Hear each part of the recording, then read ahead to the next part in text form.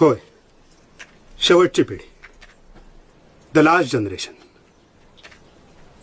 पुढच्या 10-15 वर्षात गावातलं साधं समाधानी आनंदी जीवन जगणारी एक पिढी आपल्याला कायमची सोडून जाणार आहे. सत्य कटू आहे, पण काळ कोणीच थांबू शकणार नाही.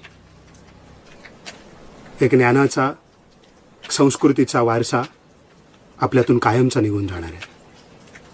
की ती माणसं जी गावात साधी सिंपल समाधानी जीवनशैलीत आनंद मानणारी, गावच्या राखणदार देवचारात निसर्गाच्या प्रत्येक रूपात देव शोधणारी, मायेचा ओलावा जपणारी, आपल्याला छान छान गोष्टी सांगणारी, जीवनाचा खरा अर्थ खूप सोप्या भाषेत समजावून सांगणारी, खऱ्या अर्थानं निसर्गपूरक जीवनशैली जगणारी अशी ही शेवटची पिढी आता